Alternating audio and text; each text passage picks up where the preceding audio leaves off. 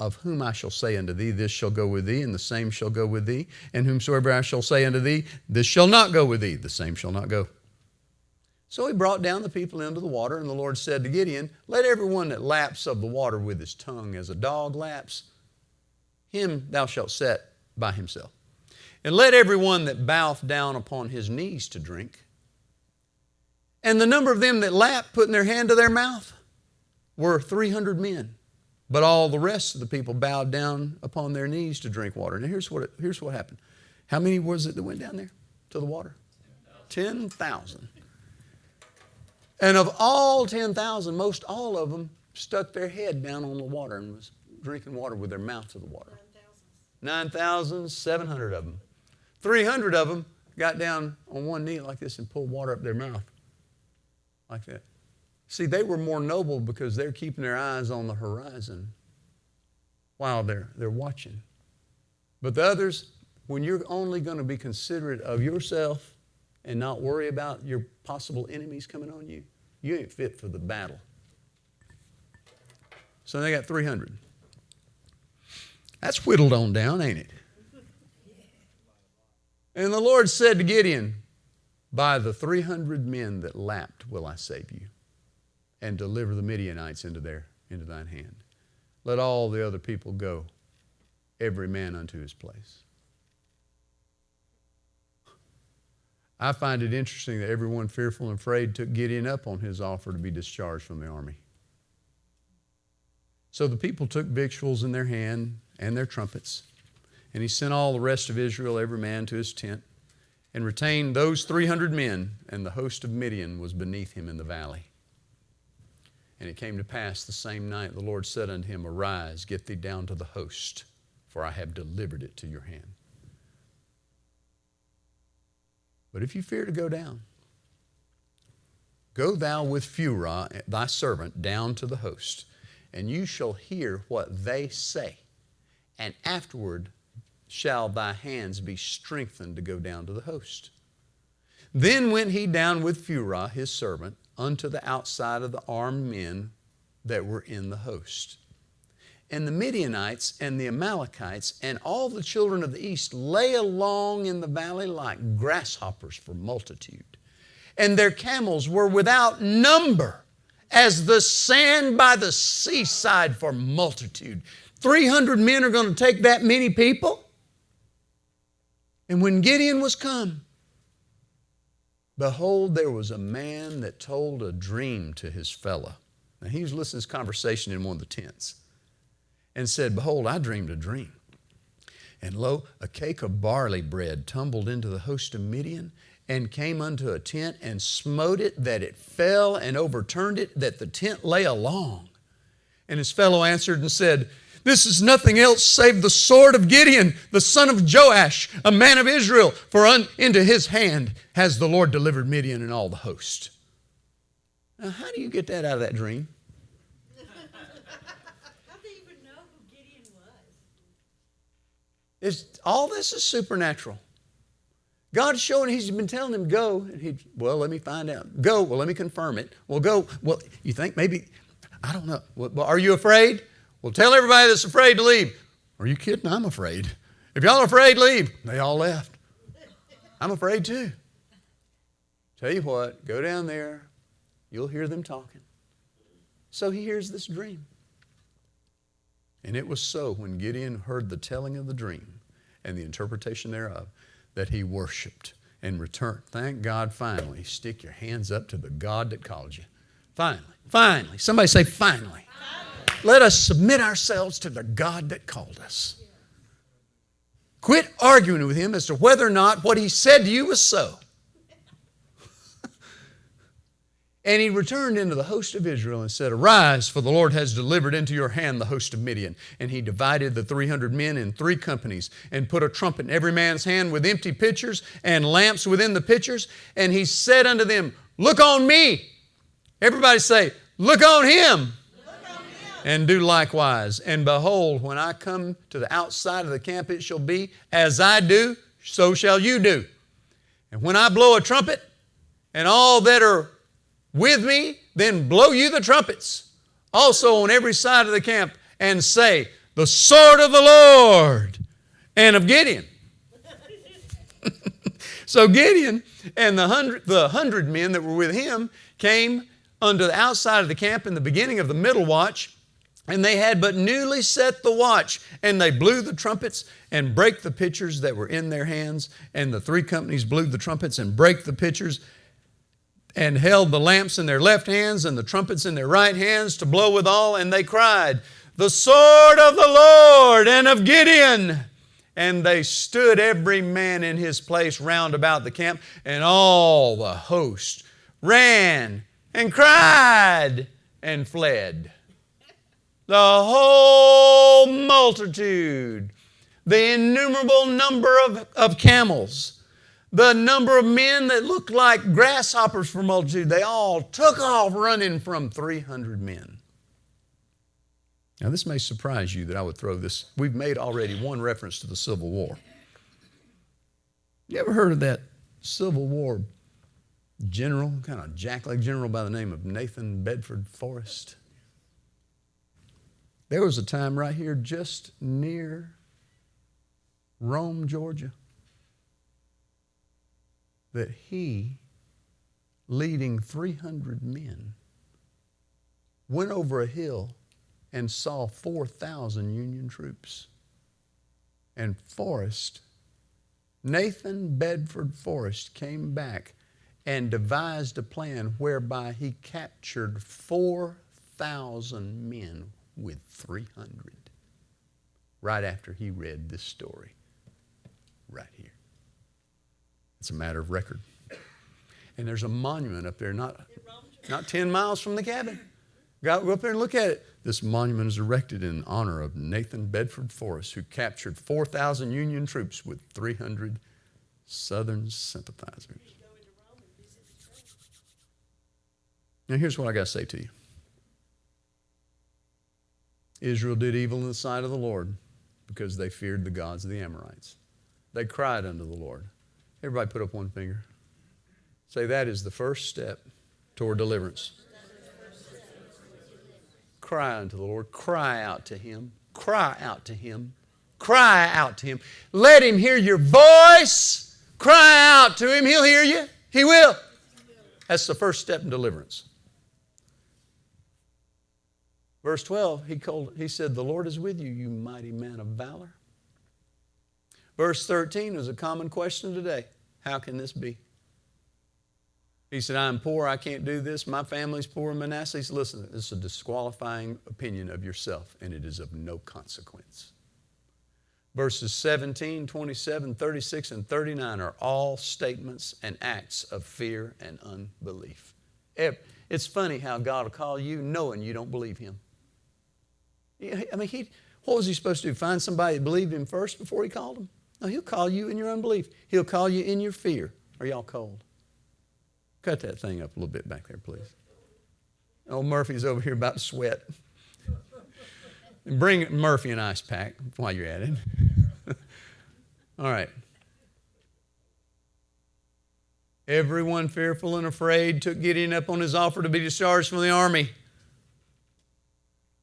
Proof that Gideon was afraid too. He did it afraid. It took Gideon to hear the fear in his enemy's voice before he moved. He could hear God's voice all day long and still would not engage. But when he realized there was weakness in his enemy, it emboldened him. Now, Pastor, why are you telling me this story today? What does this got to do with anything? I don't know. I just thought maybe you might like to hear a little Old Testament story once in a while. Now, I'll tell you something.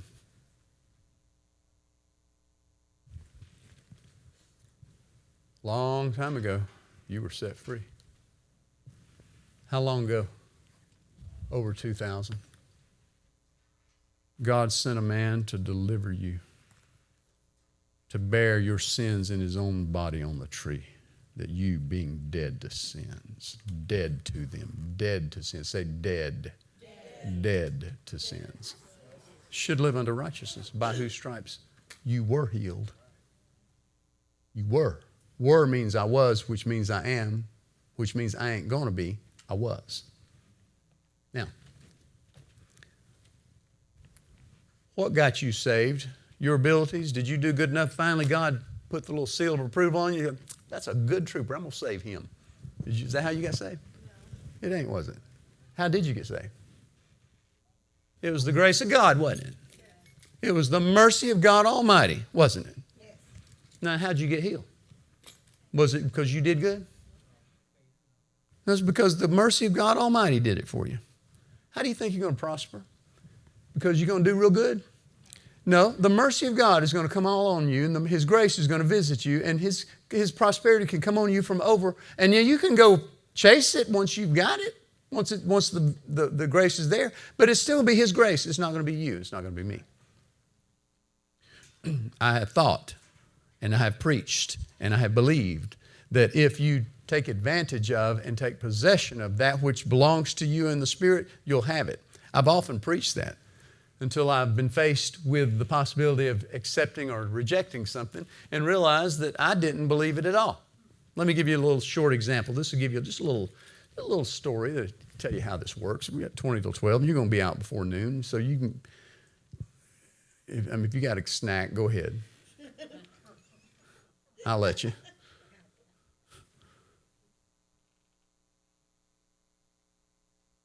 I have had visitations of remarkable grace in my life. It's been fabulous. The math don't work out. I don't make a bunch of money. But my God, I'm blessed. Oh my God, I'm so blessed. It is fantastic. I think I'm the most blessed man I know. And it's not a competitive thing. I want every blessing I've ever seen on anybody to be on them. I've never, ever had a covetous thing about it. I've never wanted something that belongs to someone else. I've always marveled at the blessing that's on people. I've marveled at the blessing.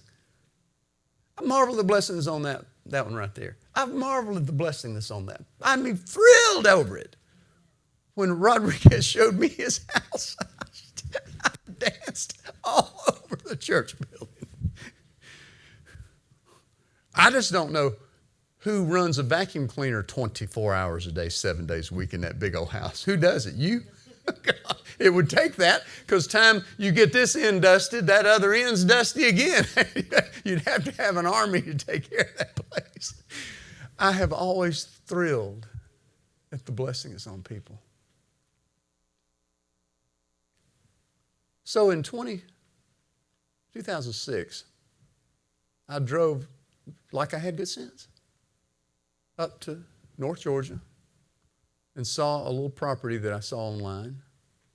Called the next day again. They met me. I paid down and bought that property within 48 hours of the time I looked at it. Little place on a river with a pond, unfinished little cabin. Walked in, it had bird's nest, bee's nest, wasp nest, and it had a raccoon living in it.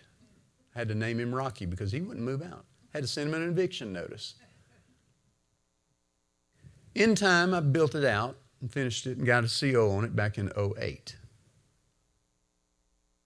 It'd take too long to tell you the story, but it became known as my winter summit, because I do most of my praying in the wintertime. I pray all the time. I don't pray hours at a time. Some people do that, wear me out. I usually pray about 10 minutes. And about 10 minutes later, I prayed 2 or 3 minutes. And then 2 or 3 minutes later, I prayed another 10 minutes. I just kind of continually pray like that. But in the winter, I'll get hibernated and get close to a wood stove and open up a Bible and make a fine pot of coffee. And next thing I know, I'll have prayed 6, 8 hours and studied and prayed. I do that through the winter. I don't do that in the summer. Play baseball in the summer. Well, one winter, I was up at that cabin and had a fabulous winter summit, and the spring was beginning to show. And the winds of March, the gale force winds, the Ides of March began to visit, and they were whipping through the woods as I'm looking out on a cold March day by my wood stove. And the word of the Lord came to me. He said, the winds of March stay late. This is in March of 2014. So I wrote it down. The winds of March stay late. And I thought, we'll see. Because they say, what is it like it here in the South? That when the front comes in, it comes in like a lion and goes out like a lamb. I was expecting the thing that came in like a lion to go out like a lamb here in a couple of days. Well, you know what? As it turned out, we had gale force winds at the end of April.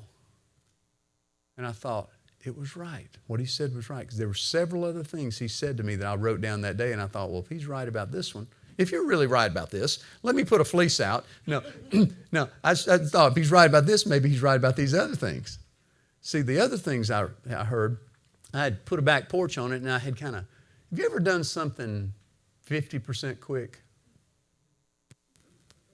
You ever done something partially, like half? Come on, y'all work with me. I had not done the porch like I really wanted it. I just kind of put a little stoop out there. And I said, why didn't I put this thing all the way across the back of this place? What was I thinking? And the word of the Lord came to me. Think with an abundant eye. So I sat down and wrote it. Think with an abundant eye. I thought, think with my eyes. I wrote that down. Another thing I said, I sat there and I said, you know, Lord, I thank you for this winter summit. It's such a blessing to have. I said, but you know, the property that's right next door, when I moved here, that guy had bought that property next door. His is a little higher than mine. It's really the real summit of this property. Now, you know I don't want to covet another man's goods, but he bought it in 2006, and here it is, it's 2014. He bought it for his kids to build a house on because he wanted his kids to go to college in Rome, and they chose other colleges. He don't need it. He don't want it. If he does, I was afraid to cut grass on it. I just let the grass grow, and you could see where my property line was. I'd cut grass up the edge of my property line. I didn't, and I thought sometimes I'd get over on his a little bit. I thought, what if he sees it? I'll tell him, well, I won't charge you for that. You know, but I just didn't want to walk on his property, didn't want to bother him. So one day I said, Lord, is it possible I could buy this property next door? And the word of the Lord came to me. Call Dr. Gerlach and ask him. Call Dr. Gerlach and ask him. So those three things were written, and I looked at them. March went, April went, May, June, July. I still had not called him. August. You ever heard it said that pursuit is the true proof of desire? I kept thinking about that property and thinking about it and thinking about it and thinking about, call Dr. Gerlach and ask him. Call Dr. Gerlach and ask him. So finally December came, and you know how heavy this phone can be when you make a phone call? I thought maybe I might get, listen, is there a for sale sign on it? Well, then leave me alone. I thought I'd get a rebuke. So I finally made myself call him. When I called, he said, yeah. He said, you know, I've had people inquire, and I knew he had. He said, we were going to have that property was going to be used to put a little cabin on because my kids were going to go to school up in Rome, but they've chosen other colleges. So he said, you know, I've thought about it, but I don't know. You know, if you want to make me an offer, that'd be fine. But I'm up here in Ball Ground, Georgia, and he's a veterinarian in Ball Ground. So I set a date, had 3x5 cards with a couple of different offers, scenarios, and had them in my pocket. And when I met him, went back in his office, we got to talking about it, he and his wife. I gave him the first offer. That was not sufficient. It had to do with both cash and other personal items, and he wasn't interested in that. And I gave him another offer, and he wasn't interested in that. So then I gave him the big offer. And his wife said, now that's very close. That's possible. Tell you what we'll do. We'll think about it, and we'll get back to you, he said. I felt pretty confident. I'm already thinking of another little building I can put up there and all that stuff. And he texted back and said, after much soul searching, we've decided to hold on to the property. Thank you for your interest. I thought, that's it. So after that, I feared to put my foot on that property. It was another man's. I don't trespass. I thought, But at the top of that property, at night, under cover of darkness, I would walk up on that property. There's an old deck that he threw out there, a pressure-treated deck that's just loose laid at the top on the summit. And I'd go up there and look, and that's where I'd pray. I said, Lord, I know the man said he don't want to sell this. But if he ever changes his mind, or if you could ever change his mind, you said that wherever I put the sole of my feet would be mine. I'm walking. And I get up on that deck and look down and say, and I'd think, I don't want to pull in here one day at my property and there's an excavator out here and a silt fence and somebody's building something and I don't know who the neighbors are. I don't want to do all that. So I would pray off and on from 2014 until this spring. And one day he called. Pastor John? Yes, sir. Does your offer still stand? From 5 years before? In the old economy and now in Trump's economy? I said, yeah. He said, do you remember? I gave him the number. I know he gave me the number. I said, yes, that still stands. I said, yeah, I'll close it in less than 3 weeks. We went to Canton, Georgia. Of all days, my oldest brother's birthday, his 75th birthday, I closed that property on his birthday. That, I guarantee you, Butch set that up. You think people can't communicate to you from heaven? Yes, they can. I laughed. I said, I know what you're doing. Now, I said all that to tell you this. We got 10 minutes. You've got to understand the reason for this message today. We closed on it. We sat there at the table. They slid papers around. We all signed. We initialed this, initialed that, initialed this, initialed that. Sign this, sign this, sign this. We signed. Funds had already been funded. It had already been transferred. So now, Mr. Alexander, when you sign this, this is when property is conveyed. Right now, before you sign it, the property belongs to Mr. Gerlach. As soon as your name is on that document, the property transfers to you. So I looked at her, I laughed, I thought, okay, and I signed it, boom. It's mine. I've wanted it since 2006. I got it in June. Everybody point at me. Say, it's his. It's his. If somebody had yelled at me, the property is yours, I wouldn't have been any more convinced. Then I pulled up for the first time a few days later, about 2 weeks later, and I looked over. It looked just like it did, grown up, nettles all over the place, all the thorns, all the blackberry bushes, a thicket of pine trees in the middle of it. It's nasty looking. It's still there, and it looked exactly the same. But there was a feeling in me that felt that's neat that I own that now. I've got a job in front of me. It's going to be bush hogged. It's going to be cleaned. There's a driveway under there somewhere I've got to find. It's got a dock down at the bottom, and I walked up there and I stood up on that deck. And I thought all the times I'm up here on this old deck looking down off this bluff, and I have prayed. And I said, first thing I'm going to do is clear off a little bit of this. So I cleared off a little bit. It's a little trail. I could get to that deck. And I went up there with my 6-ton jack and started jacking it up and leveling it up. And then I walked back down to my truck at the other property and pulled out some other tools I needed and walked right back up there again and was working on it again. And I kept catching myself when I'm walking, looking over my shoulder towards the road. And I'd work, and then I'd come back, walk all the way back down to my truck, and then walk all the way back up, and I'd look over my shoulder like I'm doing something wrong. Everybody point at me. The property's yours, Pastor John. Well, why did I not think it was? Because I was so used to not having it that I didn't know how to function with it mine. And finally, when I had all these tools in my hand on that last, dragging all this stuff up, I thought, what are you doing? Go get the truck and back it up here. What are you doing? I wasn't thinking that. I didn't think my truck belonged on the property. I thought if I drove up there, I'd be encroaching. I still thought it didn't belong to me, even though legally it was mine. Even though the money had already been transferred, it was mine. Point at me. It's yours, Pastor John. I still didn't believe it. I needed a fleece. You believe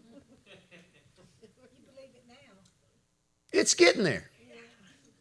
Finally, I made up my mind. Get your truck and get up in the middle of here and do donuts. Just go out there and start a bonfire and dance around it like a wild Apache. Do something and act like it's yours. And the word of the Lord came to me.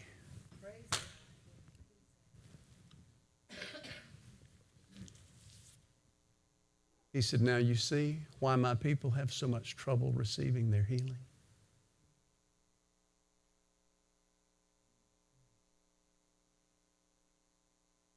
He said, it's purchased.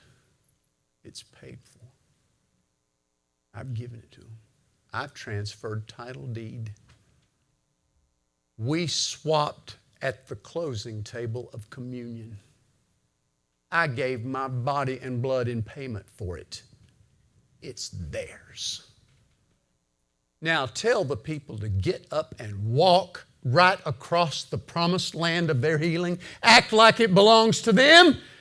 Walk across the promised land of their inheritance for them and their children. Act like their kids are saved. Act like their kids are delivered. Act like it. Walk on it. Do donuts in the middle of the property and start a bonfire in the middle of it. Dance around it like a wild Comanche.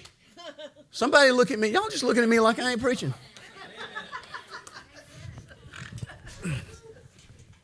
That's all I got to say about that. Thank you for joining us for the WordWise Christian broadcast here at Church on the Word. Remember, God sent us His written word to get our thinking straightened out. When His mindset becomes our own, peace is always the result. Our believing gets straightened out, our confession gets straightened out, and we can walk on the promised land of our inheritance because we become WordWise. God bless you. See you next week. That's all I know. That's all I know. That's all I know. That's all I know. That's all I know. You got to act like it belongs to you. You got to see the promise and act like it. Don't ask God to show you. Give me a sign that you're telling me the truth. If it's written, it's real. What things soever you desire when you pray, believe you receive them, and you'll have them. What things soever you desire when you pray, believe you receive them, and you'll have them. Is it better now than it used to be? Redhead? Have you called out to God and He helped you? Because He loves His baby. That's right. Let's all lift our hands to Him and thank Him. Just thank Him for our inheritance. Thank Him for our ownership. Thank Him for our blessing. Thank Him for letting us know what belongs to us, and we can walk and sojourn on the land of promise without looking over our shoulder as to thinking we're encroaching on something that doesn't belong to us. My God, healing is yours, health is yours, prosperity is yours. Your children coming out of bondage and walking in the light of deliverance belongs to you. It's yours now. Act like it's so. And then tell Him in your prayer time, I'm acting like this is so. Would the God of all the earth not do right? Ask Him that. When's the last time you looked and prayed and with your face looking towards the sky where He's at? Look up at Him and say, would you not do what's right? I'm going to walk in the land of promise. Jay, grab that microphone and pray us out here. We got to go. You still saved? Good. I'm glad. Glad to hear it.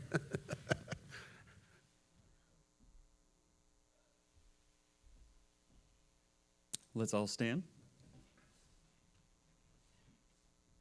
Let's lift our hands. Father, we thank you for this morning's service. We worship you. We honor you. We're going to honor you with the way we act. We're going to act healed. We're going to act blessed because we are healed, because we are blessed. And we're going to walk out in the promises that you've given us. We thank you for it, sir. We thank you for your sacrifice so that we can live life abundantly. And we're going to go out and do that starting today, starting right now. We're going to leave different than when we came in this morning. And we thank you for that in Jesus' name.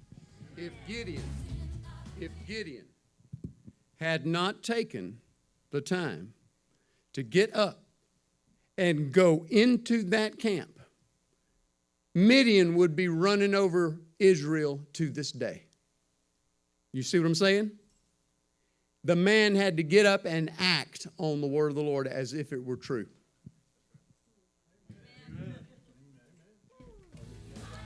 You're dismissed.